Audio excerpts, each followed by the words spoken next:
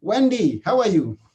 I'm great. Good Yes. morning. It's so nice to see you and be here. Thank you Yeah, for having me. good to see you too. So, welcome to our show, and please tell us who you are, and we get to know much more about you.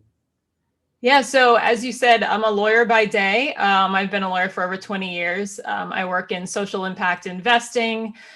And by night, I'm an author now. My book came out 2 days ago called The Box, An Invitation to Freedom from Anxiety. So as the title would suggest, I have a long history with anxiety. I struggled with anxiety and panic attack disorders for over 40 years. And about 6 years ago, decided to find my way out of that box, which is where the title of the book came from, which had become a prison, and started writing my way through as a cathartic process, really to save myself. And then about halfway through, I sort of started to see this process come to life and thought that maybe it was a message that I could share for other people that were struggling with the same issues that I was. Wow, thank you very much for that quick intro. And I really didn't even know that the box has just come out. So we are going to get it when it's hot. So, Yeah, yeah, exactly. so it's a great honor that we are getting to talk to you when it's just come out so that we get to enjoy before the others have enjoyed it. So, please, can you tell someone who is listening, let's know what is anxiety, because some of us find some English words a bit complex. Oh, yeah, no, that's fair. Mhm. So there's really a range, maybe stress is like the beginning of the anxious state. And a lot of us, well, everybody experiences just a normal level of stress throughout their day. Mhm. And then we also experience, those are just coming from specific stressors, things outside of us that are contributing to this, sense of emotional strife. And once that trigger goes away, then the stress is relieved, or we can do other things to relieve our stress. Anxiety is just a little bit more heightened, and that is also usually caused by a stressor. And once that thing goes away, the anxiety is reduced. Usually it's triggering our fight or flight response, right? There's a threat, as if we're out in the jungle and we see the lion. And Okay. once the lion's gone, then we go back to a calm, peaceful state because that trigger in our brain is diffused. Anxiety disorders are sort of when that fear starts to feed on itself. So we have that first fear of the threat, that's normal Mhm. anxiety. But Okay. then when we start to fear that response that we have, so I have an example. If you were standing on the side of the street waiting to cross the road and Mhm. waiting for the light to change and say it's safe to walk, you see the sign, it says you can walk. Both people, there are two people, both people walk into the street and a car comes whizzing by. Mhm. The first person with normal anxiety has that initial reaction like, oh, we almost got hit by a car. And then it's diminished and they continue to walk when it's safe. The Okay. person who has an anxiety disorder will start to think about that. They'll start to focus on their heart racing. Well, now am I going to have a heart attack? Am I going to have a stroke? Is there something else going on? They may not feel safe crossing the road without looking both ways, an excessive amount of Yeah. times. They may think about it again at lunch and start really ruminating on it and having like obsessive thoughts like, next time I cross the road, is that going to happen again? See how it kind of like starts to feed on itself. Mhm. And that's where anxiety disorders start. Okay. Yeah. Thank you. Very good for that. Now, uh, in that aspect that you described, the two situations of two people who are crossing the road, and they are both experiencing anxiety.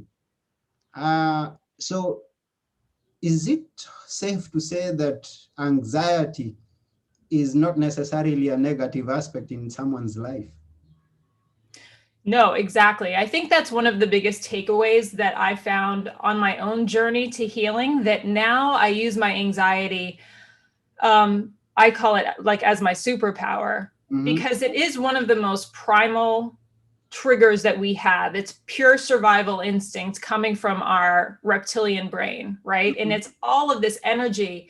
And when we feel like we're afraid of it because it's uncomfortable and we try to push it down or box it in, it needs an outlet. So that's when we start to feel like we're being torn apart at the seams. That's where we have things like panic attacks, where we can't breathe and our heart's racing. And because we don't know how to metabolize all of those stress hormones in our body and all of these obsessive thoughts that we're having. So once we can channel that in a more positive way, as you're suggesting, we can really, I've used it in ways to heal a lot of like open wounds that I had in my past, because thinking about them caused anxiety. So rather than being afraid of that anxiety, I focused more on those situations that were bringing up those emotions. And they were places that I needed to heal or forgive or just spend more time with it. You know, and in the present, when you feel anxiety, now I see it as it sort of shines a light for me. Before, I was living in this place of I said no to everything because I thought it would cause me anxiety or give me a panic attack. So I was living in a place of resistance. And now, once you have that mindset shift of rather than being in a fear mindset, being in a growth mindset and not being afraid of it, knowing that you can live through it, that whenever you sort of feel that twinge of anxiety, now I know that's exactly where I need to go. Because it's more excitement, it's more anticipation, it's, you know, it's the same exact physical feeling, just a different thought attached to it. Okay, wonderful. Now, since you talk about anticipating the anxiety, I've always had people, okay, this is not the way they define it, the way that you're describing anxiety, but they're always referring to stress. And I have met so many people who tell me, I don't want stress. I mean, but whereby you let us know that the anxiety is kind of a manifestation of stress, if I put it right. So it's good to welcome the anxiety, to be anticipating the anxiety and welcome it and know how to respond to it, if I get it correct. Yeah, I mean, knowing that, I think that's a big part of it. To be afraid of it, that's when you're living in that place of resistance, like I was saying. But knowing that anxiety is a normal part of our state, the human state, right? That it's going to come up and it's not going to harm us. It's not going to kill us, that we can really use it in a way that, you know, that like you were saying too, it starts with the thought behind it. If we're fearful of it, then it just spirals out of control. If we see it as, oh, these feelings can be feelings of excitement, not of fear, in that you can move, it can actually be, you can use your fear as fuel and to motivate you, you know, rather than being paralyzed by it. Okay, that's good.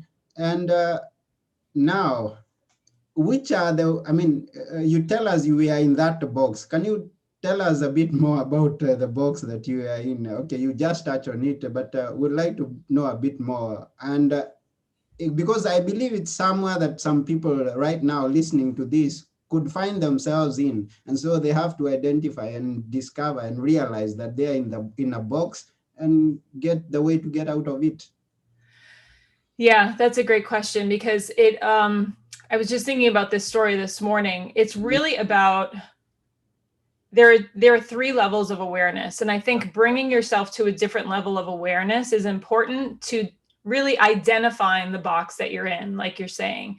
So the first level of awareness is contracted awareness. And this is where we're focused only on the problem. And I was in that place for so long. I was so hyper-focused on the anxiety and so afraid of it coming back up again. That's why I built those walls. And I found myself, I was in Utah at the time with my first husband, and we were going to ski, and I was new and he was like a professional. And so I was having a really hard time getting comfortable with the idea, and knew that, well, had convinced myself I would have a panic attack up on the chairlift and have no way to get out. And, you know, I had all these stories I was telling myself about how disastrous it would be. You know, the anxious mind likes to catastrophize. And That's exactly what I was doing, to the Okay. point that I couldn't leave the hotel room. It was a Mm. beautiful sunny day, snowy, and I couldn't leave the hotel room. And so he left.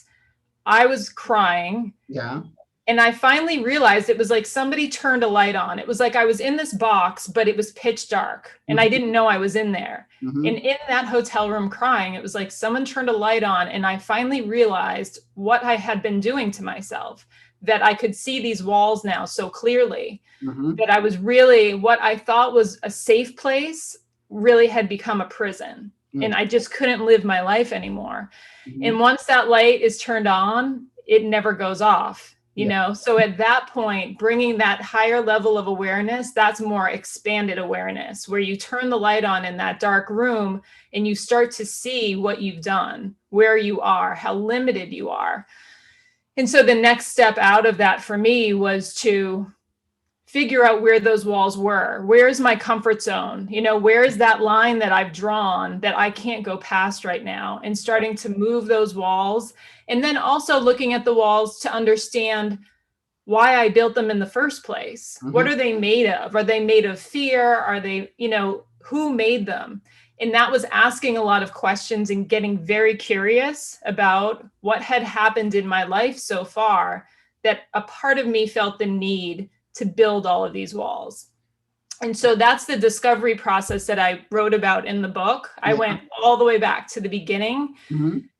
And so where the actual box metaphor came from was when I was 6 years old, my parents bought a new refrigerator, Yeah. and they come in these huge cardboard boxes. And so they put that box in the living room for the kids to go play in. Mm-hmm. And I was the only one that went into the box. Okay. And so I didn't so much play in there as I escaped, because my house was very volatile at the time. So I could hear people yelling and dishes breaking, and I could hear the chaos outside. So I would go into that box as a refuge, Yeah. you know, to hide from all that chaos and to feel safe, because I felt like only me and God could fit in there. So I felt, you know, it was my safe place. Mm-hmm.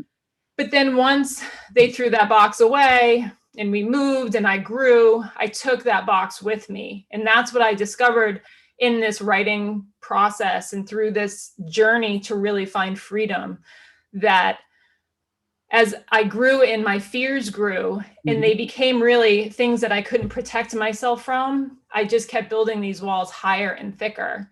And so the strength that it took to build those walls and protect myself was the same strength that I had to tap into to dismantle them. So once I dismantled them, then that's how I found freedom from the box. And that's really where I'm living now, being able to not only manage the anxiety, but as you said before, Yeah. use it as a really strong force that I can rechannel now and refocus in a way to use to my benefit rather than destroying me. Oh, thank you very much. And I believe that some of those people who are listening are going to bring their walls down and come out of the box.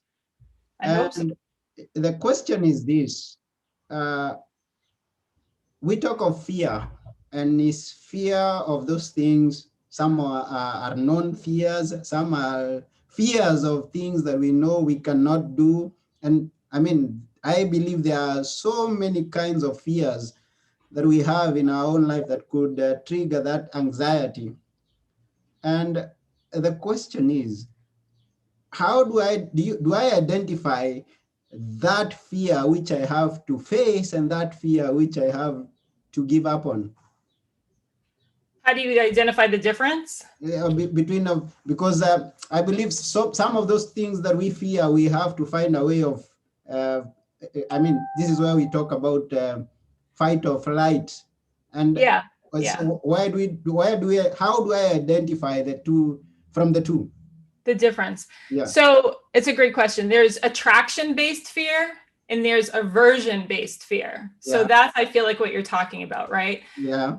So Martha Beck, who's a best-selling author and life coach to Oprah Winfrey, I took several of her courses, read several of her books. She's wonderful.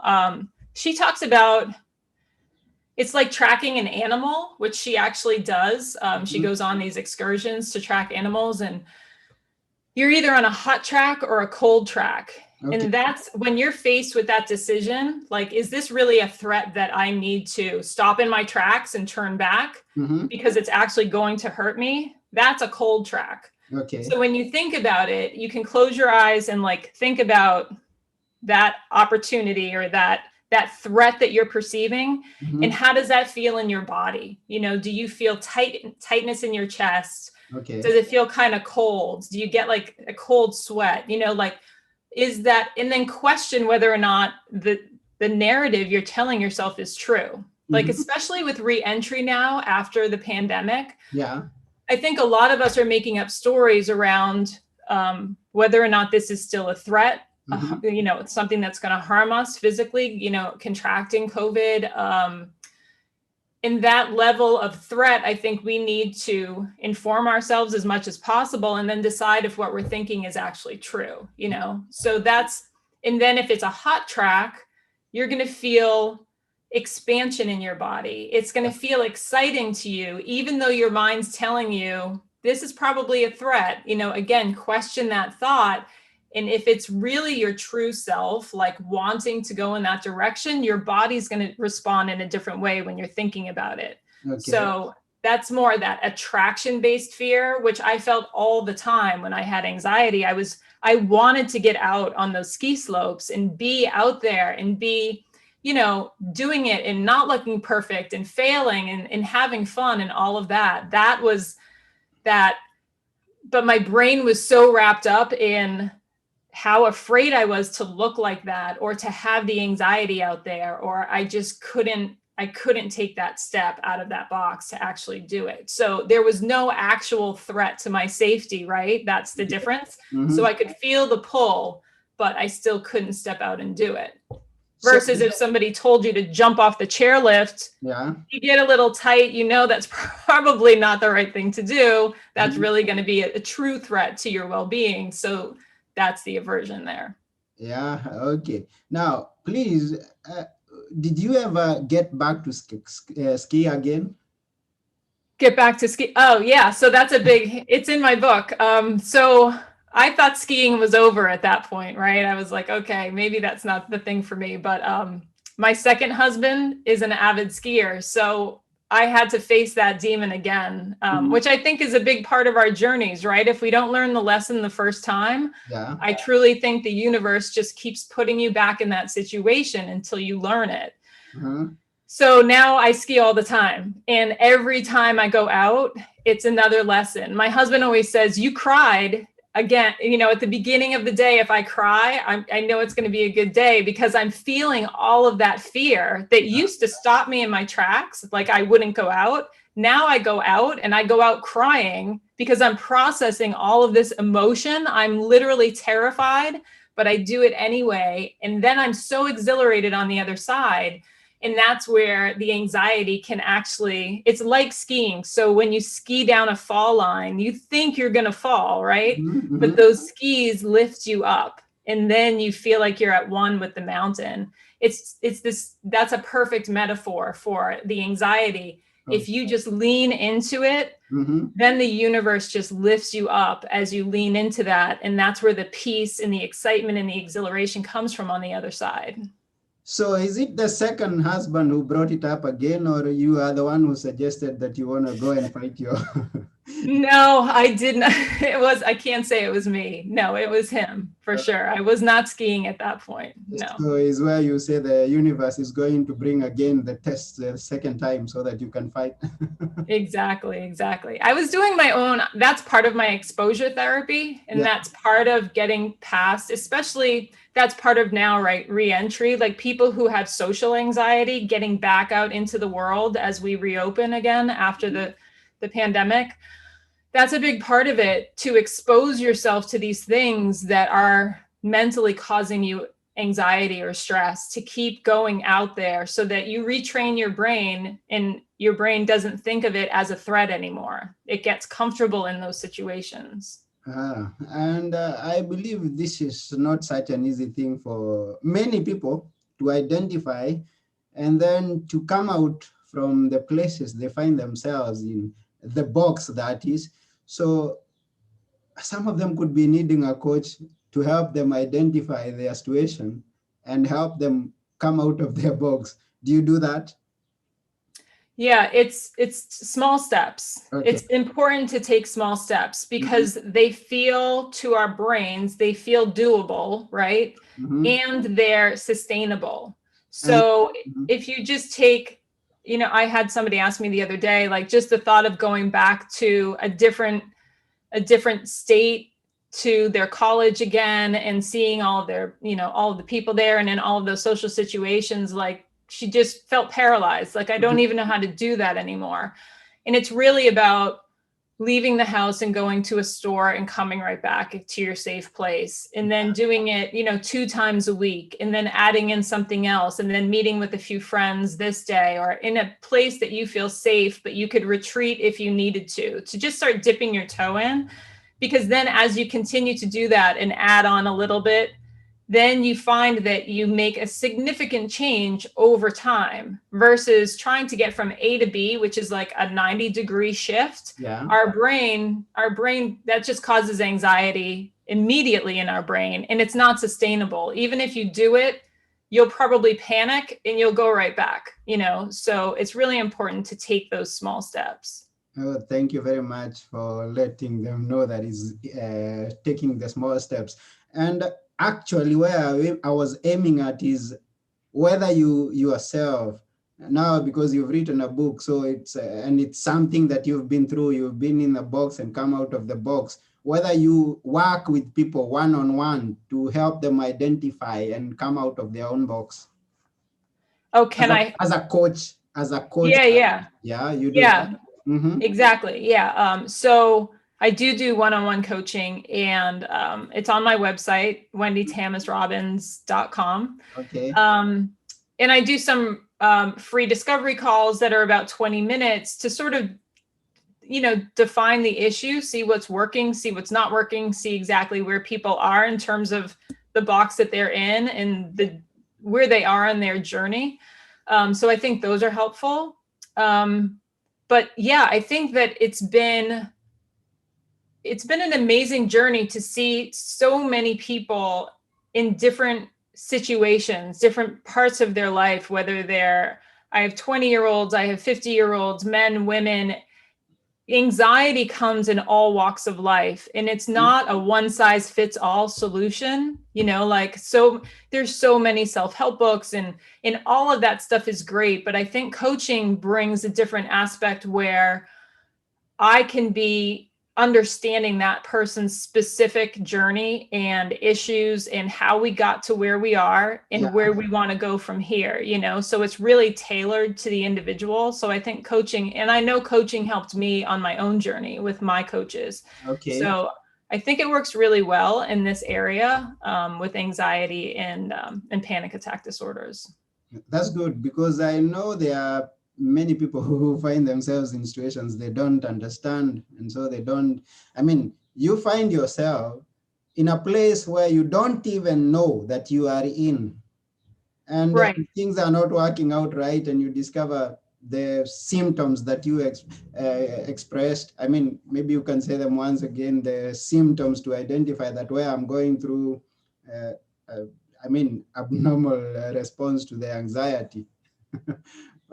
Yeah. Mm-hmm. I think when it's a huge part of recovery and is understanding the biology in your body and how you're affecting that with your own thoughts. Mm-hmm. That's a big part of it. And I have a blog on my website right now called, of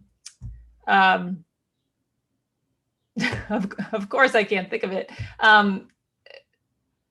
It's something about a professional panic attacker. I can't think of the first word. That's hilarious. But confessions, that's the word. Confessions of a professional panic attacker. Okay. So it's about a recent panic attack that I had. They don't come as often anymore, but now that I understand how my thought triggered my fight or flight response in my brain, and the hormones that were rushing through my body, and how now I have the techniques to defuse that and get myself back into the right side of my brain and calm everything down, I think that is so powerful. It's really empowering to know that I used to think I was broken, right? A lot of people will have these symptoms and say, there's got to be something wrong with me. For years, all I wanted was to go to a doctor and have them give me a diagnosis. Like, no, this is the issue. We're going to give you this medication and then you'll be better. That's all I wanted.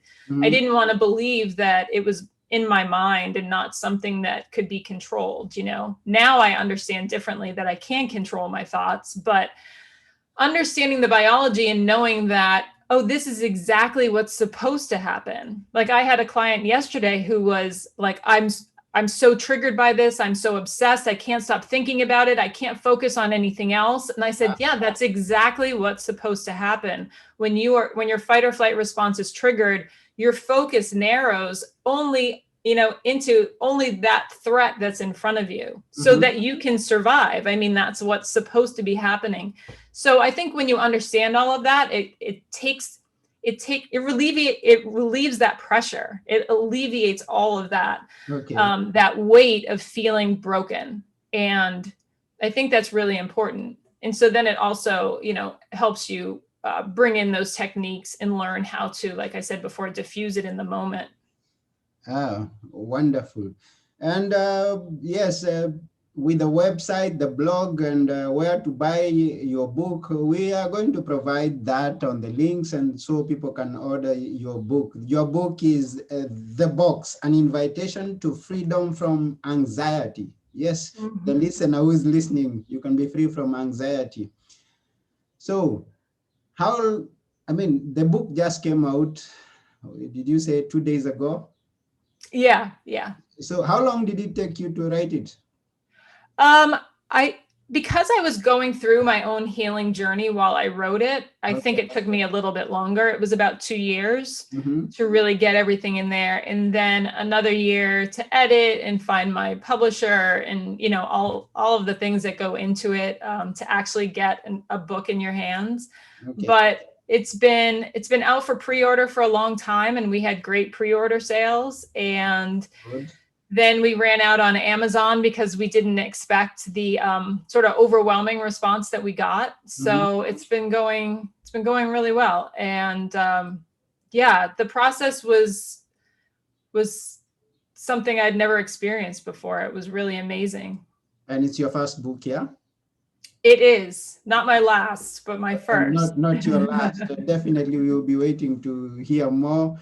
And this is part of your story. I mean, it's your story that is in the book that you tell us. Or do you have several other case studies that are going to maybe make us see a wider picture of this situation? In the book? Yeah. Yeah. So the book is broken up into 4 parts. And so it illustrates building the box. And so it starts back in that sort of childhood trauma and then adding on destructive perfectionism, because we want to look perfect on the outside so that we can hide what's going on the inside. And then people pleasing so that you can feel that's sort of when that initial break happens, right? When we abandon ourselves to do whatever it takes to gain the acceptance of people that we want that connection with. Yeah. And then that sort of fed into eating disorders and things like that. So that's the beginning. Then the second part is living in the box. And that sort of leads to that moment that I talked about earlier in that hotel room. That's the middle of the book where I have that realization that I can't live in the box anymore, because that's really when I had hit rock bottom and become agoraphobic and really not able to leave the house without panic attacks coming up over and over again. And so the third part is how I found freedom from that box, how I recognized all of those walls, how I broke them down, finding self-compassion, getting curious, exposure therapy, like all of the trips I did by myself, like to Italy, and I went to an orphanage in Ecuador and things like that to step out and really test my boundaries. And also went through a divorce during that period. And then the final part 4 is what living outside the box looks like and how, because there's always going to be that draw to go back to that safe place. Yeah. And I call it the breadcrumbs. There's always those breadcrumbs that look kind of attractive to bring you back into that place of resistance, because you have a false sense of security there. Mm-hmm. And what the work looks like to keep coming out and keep opening those doors rather than closing them. And so really how to live your biggest, fullest, best life on the other side of those walls. Oh, so wonderful. You've laid it out quite well, such that even before I read it, I know there is how to identify, how to work at it, and how to come out of it. So Thanks. that's a good arrangement. And how much is the book going for at this particular point? How much? $500. No. So the paperback is $18.99. Okay. The audiobook, I think, is a little bit more than that. Audio is always, I think it's the most popular medium now. People like to listen, right? So I think that's like $22. And then the ebook is $9.99. Oh, wonderful. And it's available where all books are sold online. And then a handful of bookstores in my area. Oh, wonderful. We'll share that information. So before we go, what would you like the person, the listener, to get out of this book, finally, out of reading the book?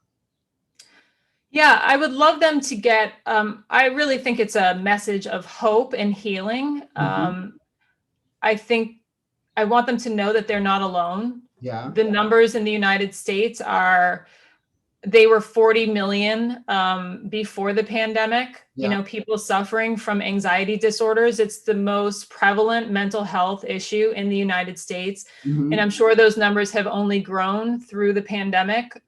So just know that whatever you're feeling, not to isolate yourself and hide it from other people. I think bursting that bubble and really bringing forth that vulnerability so that you can make that connection with other people. I know from my own personal story, telling people about writing the book and my own struggles, I've talked to not only my law firm, but my clients as well, which I used to think that I needed to hide that, you know, just in terms of keeping my job. Yeah.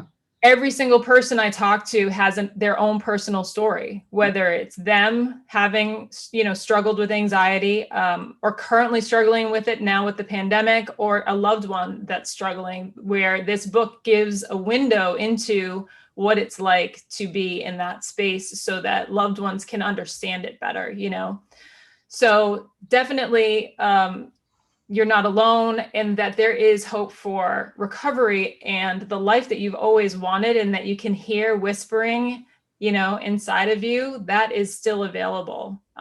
There's definitely a message of hope in here. Oh, that was wonderful. So there is hope. And the hope that we are giving, I mean, we know that there could be triggers that bring these anxiety disorders.